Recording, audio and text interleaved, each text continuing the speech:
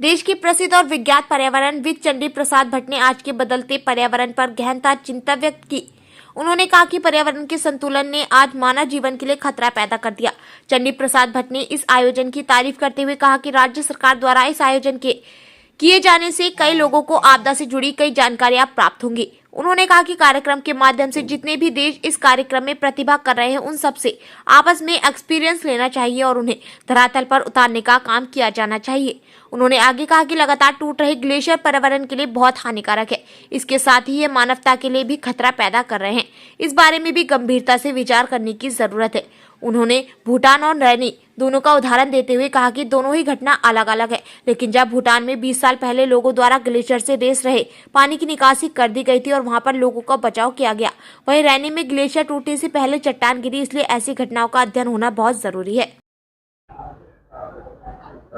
समय दे रहा है तो रास्ता है वाली बात है। आज पर्यावरण के असंतुलन ने मनुष्य क्या पूरे प्राणी समुदाय का जीवन डामाडोल करके रख दिया है। इस विषय की चिंता की जरूरत बन गई।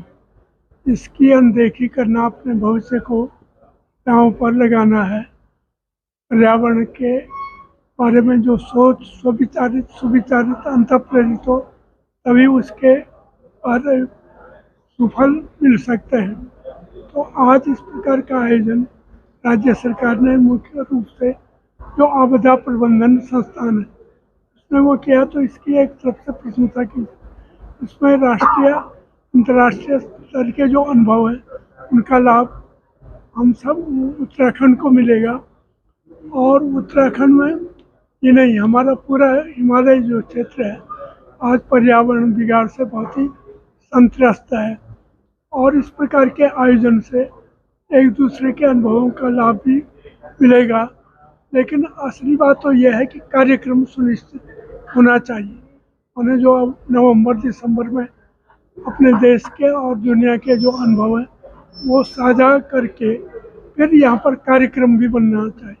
जैसे हमारे यहाँ पर 127 ग्लेशियर लेक हैं। अभी आपने सुना होगा कि सिक्किम में लेक के टूटने से न केवल सिक्किम बल्कि भारत के और राज्य भी प्रभावित हुए और दक्षिणी एशिया का बांग्लादेश। तो इस प्रकार से ये सावधानी और किस प्रकार से ग्लेशियर जो भ्रष्ट हो रहे हैं या ग्लेशियरों पर निगरानी रखी जाए, तो ये कार्यक्रम यदि 28 नवंबर से 1 दिसंबर तक एक दूसरे के अनुभवों का लाभ होगा। वैसे अभी आज से 20 साल पहले भूटान में इसी प्रकार का एक ग्लेशियर में पानी आ रहा था, तो वहाँ के एक आम ग्रामीण लोगों ने आगे चल करके उस ग्लेशियर में जो पानी आ रहा था श्रमदान करके वो पानी निकास किया। बाद में अतिवृष्टि हुई, ग्लेशियर पिघले, तो जितना नुकसान जैसे सिक्किम में हुआ उतना नुकसान नहीं हुआ। माने लोगों को पहले ही सावधान किया जा रहा था। हमारे उत्तराखंड में ये ज़्यादा संकट है। आपने देखा कि 7 फरवरी 2021 में रैनी में जो हुआ, माने लोगों ने तो प्रचारित किया है कि साहब वो ग्लेशियर फटा। ग्लेशियर से पहले जो फ्रॉस्ट एक्शन, जो चट्टान है वो टूटी, उसके कारण जो उसके सामने आया वो सारा।